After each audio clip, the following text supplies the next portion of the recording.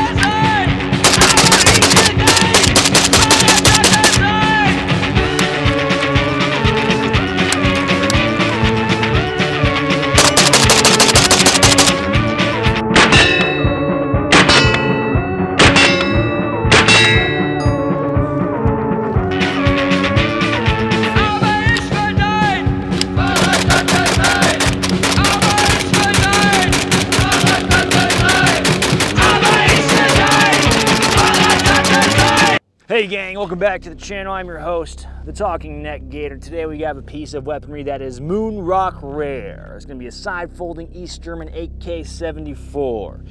Now these guns are very hard to come by here in the States, so it's a real good honor and a privilege to have it on the channel, and we're fixing to light it up for you, admin result style. Now some would regard this as a holy grail type of AK-74 to get. Personally, I don't really care. That's a joke. All right, now this gun so far, you know, I worry that some things are just lost on me. But shooting this gun, I discovered that it is a very nice firearm. It's very well built. Looking at it, there's a high attention to detail. So to not massacre the gun too much, I have my buddy Josh over from Apex Gun Parts, one of the biggest sponsors of the channel. So head down there. There should be a link in the description down below if you want to support the channel. I always tell my audience, you know, I'm no expert, so I try and defer to those that know more than I. So tell me about the East German AK, man. Yeah, so pretty much, you know, this is kind of the last iteration of what the East Germans were doing back during the Soviet era, and they were like, hey, let's make a East German 74, and these were produced in really small numbers, partly due to Russia, because around that time, everyone was buying East German rifles instead of Russian rifles, and so the Russians said, hey, you can make this, but you're not allowed to sell it to other countries, so they didn't make very many of them. So, like you said, there's only a few hundred of these in the United States. It's definitely a gem to be able to pick one of these up. We're always on the lookout for some of these because, you know, this was my personal holy grail gun. Yeah. And, you know, if we can find more of these, we definitely will get them. But, you know, maybe the real moon rock was inside of us all along. Give me the gun. Get off the channel. All right, you know what? Let's talk about the gun real quick. So, handling of the gun was very nice. I like 74s. They are very fun guns to shoot. Now, especially when they have the German magic poured into them. It's really funny, Josh saying that, hey, the Russians were like, stop making 74s because everyone's buying yours as opposed to ours. You know, that Iron Curtain influence, they got shut down. But it just shows, like, it just goes to show the prevalence of German gun making and how high quality it is. So that's kind of cool. They even took their own Russian guns and turned them against them and made them even better. So you gotta love the Russians, man.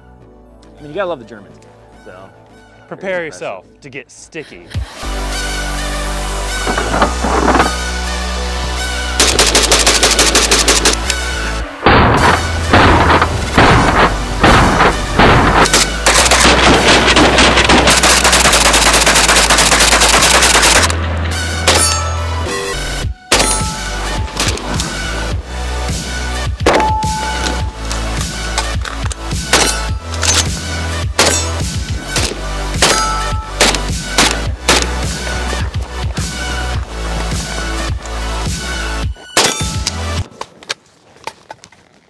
I'm dead.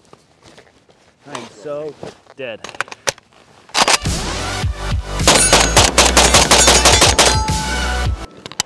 I died like 5 times right there. But hopefully it looked cool. Gentlemen, welcome back to the channel. I'm your host, the Talking Balklava.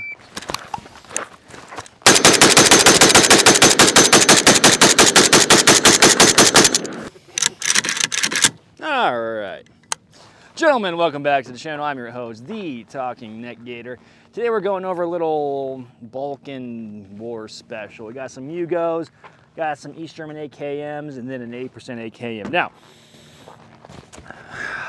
why a little Balkan special? Well, the Balkans are an interesting point in history because you have all these little small nations going at it and getting after it, and a lot of conflict, and you can dissect this and kind of see, okay, how does conflict unfold among citizenry? How do they interact and take up arms, supply lines, all these interesting nuanced studies that you can do. Now, big disclaimer though, is that I am not a historical expert on the Balkans, nor should I ever claim to be. So that is why I defer and would let you take everything I say with a grain of salt. But nonetheless, I'm always interested in weaponry and how they're used in history and the stories behind them, because usually weapons are, you know, necessities of invention. So yeah, we were out here shooting a bunch of different guns today. You know, anywhere from this East German AKM, Russian AKM. We have this stamped Yugo, then we have the milled Yugo. Shooting all these different guns, as well as that East German AK-74 that you saw. A little bit of the FAL, but didn't do too much running and gun because, well, hey, it was cheaper to shoot 7.62x39 for the most part. So hello there, for being realistic with ourselves. All right, now I'm sure you're tired of seeing this guy, but we'll bring him back on because I do like him. But Josh of Apex Gun Parts, sir, get on over here. Let's talk about some of these guns. I like you sometimes, so we'll bring you on. Same. It's okay. We're moving the frame a little bit more. There we go. Okay. All right, how's that? Nice. All right, now, tell me about this. Tell me about the Balkans. Tell me about history. Break down the nuances of the Balkans. Oh, you like the Balkans War? Name every country. Yeah, well, oh God, I don't even know. Well, essentially, the Balkans War was like, in the 90s, things were going down in the former Yugoslavia, and everyone kind of wanted to be their own country. And so they were all like, let's all be our own country. And the former Yugoslavia was like, maybe you shouldn't do that, which resulted in a bunch of wars between a bunch of different countries. And then, you know, as wars do, a bunch of crazy stuff started going down, a bunch of war crimes, some genocide. And the UN came in and was like, hey, quit doing that. Various small arms to support whatever small country they wanted to support. So the Yugoslavians had their Yugo rifles. Russian rifles ended up in there. A lot of East German weaponry ended up in the hands of the Croatians, and so on and so forth. Pretty much any small arm you can imagine ended up in Yugoslavia. And is this the part where you slowly start to zoom in on my face as I rant on and on about historical facts? Yes. Yeah, Yugoslavian rifles, pretty cool. They were specifically designed so everyone could shoot grenades, which is pretty neat. No grenade spam. And yeah, pretty interesting time period. Every weapon imaginable ended up in the Balkans. Boys only have 4 ways out of depression. You're looking at all 4. Not the Yugo rifles, though. Well, Josh, thanks for coming on the channel. It's probably the last I ever see you ever again. Well, goodbye forever. All right, see you, man.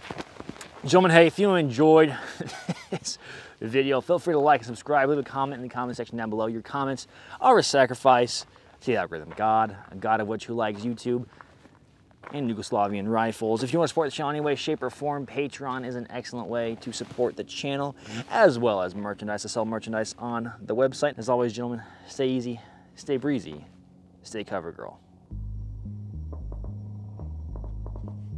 Did you say stay in cover, girl?